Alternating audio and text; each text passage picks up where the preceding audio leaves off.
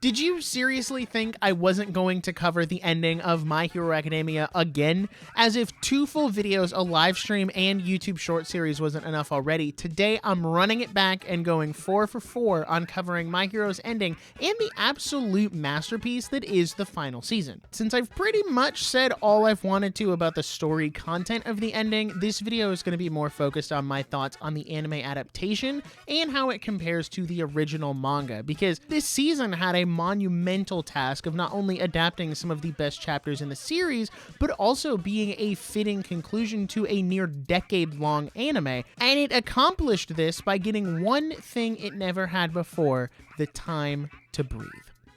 Going into this season, I was very interested to see how they would adapt the remaining 30 or so chapters, especially given the split between fighting and epilogue. You can definitely tell that some episodes struggled with pacing more than others. I think the first episode being a really huge example of that by recapping the last half of Season 7, Episode 21. For me personally, I only had a few key moments I hoped they would nail, that being Deku's fight with Shigaraki, the final battle with All for One, and the final chapter itself.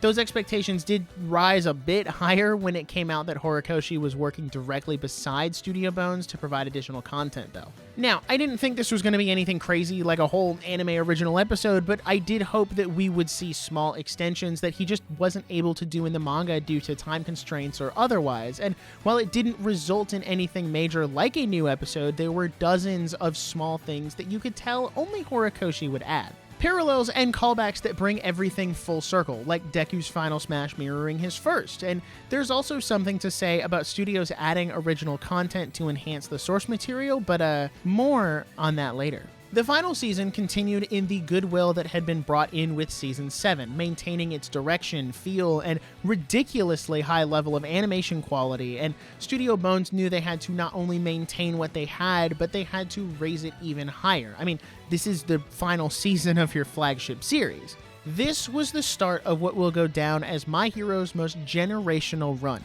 9.0 or higher scores for every episode across the board. Studio Bones did it. They exceeded everyone's wildest expectations and fully delivered on bringing this beloved series to a close. I think the way the manga is structured also helped out a lot. When All Might was done fighting, the baton gets passed to Bakugo. When Bakugo absolutely obliterates Toddler All for One, the baton gets passed to Deku, who holds it for 4 whole episodes before sending us straight into the epilogue, which then gives solid conclusions to a majority of the cast. The highlights for me, and where my expectations were most exceeded, was in Deku's fight with Shigaraki, especially in Episode 6. As I said earlier, this was one of those areas where I was really hoping they would do it right and adapt it right, because it is genuinely some of my favorite chapters in the whole series. Episode 6 was my favorite episode of the season until Episode 8 dropped, and then that promptly took the top spot. The only episode I think I really took issue with out of all 11 was Episode 5, because it felt like they moved at breakneck speed in the beginning, kind of glossing over that loss of danger sense and letting that be the pre-roll before the intro, and then they spent the rest of the episode padding it with flashbacks every few seconds when they really weren't necessary. I don't think it's unbearable or bad in any way, shape, or form. I think it's all just a slight blemish on an incredibly good season, and the episode itself isn't really that bad. That just happens to be the one that I took most issue with and I think was a little underwhelming compared to the others. I'd also be remiss if I didn't mention Bakugo's return, which was just handled so immensely well. You can definitely tell that the staff at Bones love Bakugo because his episodes looked incredible and just blew me away in a way I didn't think they would be able to. I also think they handled the epilogue content really well. For it being more plot focused rather than fights, they really were able to hone in on the direction and making it look really good to pull out that story that Horikoshi told in the manga as he was wrapping it up. Now, let's talk a little bit more about that Episode 8 shaped elephant in the room. Like I said earlier, this was the most important episode in the season, if not the entire series, so handling it right was key to landing this plane. The prior 7 episodes had set my expectations so high I didn't think Bones could reach it, but they did.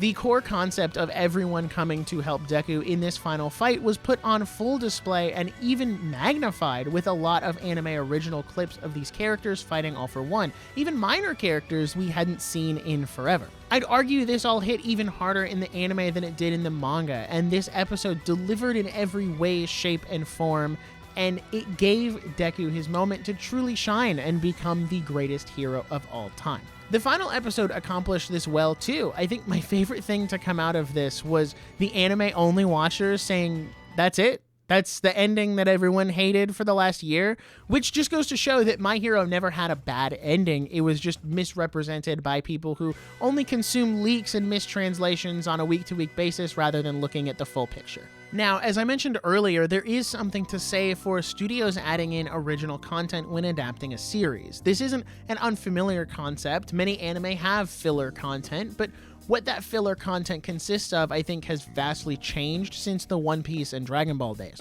The things Bones added in alongside Horikoshi only served to make the final season and the ending that much better. We got the aforementioned callbacks and parallels, but we also got entirely new things that weren't in the manga before, like Class 3A's graduation and them leaving UA. And thanks to the end credits, we see more of their post-time skip designs and what they're up to, which also wasn't present in the original ending of the manga. Honestly, I love seeing this because it makes an anime truly feel like an adaptation. I know there are people out there who really just want a one-to-one adaptation of the manga, but I feel like that defeats the purpose of an anime in the first place. Yes, you should absolutely stay true to the source material you're adapting, but if you find ways to improve and expand on things, then go for it. You see this a lot with other shows like Demon Slayer, where the studio has an immense respect and love for the original work that they add their own creative choices to uplift the source material. I think the Hashira training arc is much better off in the anime than the manga, simply because of the content they added to get that up to a full season's worth of content. While we're on this topic, something I would argue greatly helped the season itself in terms of quality was the episode count. Prior to this season, My Hero was on a double-core 25-episode yearly schedule, which is a lot of content to make in 1 year, especially in animation. I should note, just real quick, I'm no expert in the animation field, and I may get some of this stuff wrong, so I apologize. Just go with me here. This is largely why some seasons or sections dipped in quality. Seasons 5 and 6. It was just too much to try and reasonably get done in a year's time. Season 7 seemed to slightly avoid this by only being 21 episodes, but there were still a couple kinks here and there. And the final season, on the other hand, offered Bones a chance to work on their normal yearly schedule with half the usual workload. When thinking about consumable media like anime, we have to refer to this chart. According to this chart, you can only have 2 out of the 3 options, but never all 3. It can be done quick and cheap, but have low quality, done quick and high quality, but cost a fortune, or be high quality and low cost and take forever to make. Now, I'm sure you have an anime that popped into your head for each of those categories, because I did too. In an ideal world, every series would get a perfect adaptation and the animators could work on a series until it was done, but unfortunately we live in reality and that just doesn't happen. My Hero bounced between these categories throughout its run, with I think its worst probably being in the done quick with low cost, and now the final season probably falls square in the done quick with high quality category. Now, that doesn't necessarily mean it cost a fortune, especially since Studio Bones isn't very forthcoming with how much their budgets are, and honestly, that's not really important. The point I'm trying to make here is that the final season's quality was at such heights because the staff had time to work on it without feeling rushed by the looming yearly deadline. My Hero's quality was never a result of the staff at Bones not caring about the series, it was a result of trying to fit 25 episodes of an action anime into a year's worth of production time. I would also wager that this is why we're seeing more shows release a single 12-episode core instead of the usual 24. It maintains the yearly release schedule while allowing animators to have the time they need to make a good product. Look at the quality level of the aforementioned Demon Slayer, right? Which, aside from its first season, has never exceeded 12 episodes in a single season while maintaining its yearly schedule. The same can be said for Dawn to Dawn, Solo Leveling, Mashal. I mean, the list goes on. Even One Piece is now switching to a seasonal format to help with quality and pacing. It's been a slow trend to start, but I do think the future of anime, both on our side as the viewer, but also on the production side, lies in those 12-episode single-core seasons. It keeps things easily digestible for the audience in a generation where attention span is at an all-time low, while also giving the animation staff the time they need to make a good product. And as that one guy in Toy Story 2 says, "You can't rush art." To bring everything back full circle, the final season of My Hero utterly exceeded my expectations. It was able to deliver on the narrative that had been built over the past 7 seasons and bring it to a close in the most satisfying way possible. I never in my wildest dreams imagined I would get to see this series receive such universal praise, but I could think of no better way to send off this incredible series. So to everyone at Studio Bones and Kohei Horikoshi, thank you for crafting a beautiful ending to My Hero Academia. And with that, my time covering the various endings of My Hero have come to a close. I had so much fun making videos, reviewing the manga's ending, that bonus chapter in Volume 42, and even weekly episode reviews for the final season. My Hero is my favorite series of all time, and it's a true pleasure every time I get to talk about it. Such a shame there isn't more for me to cover.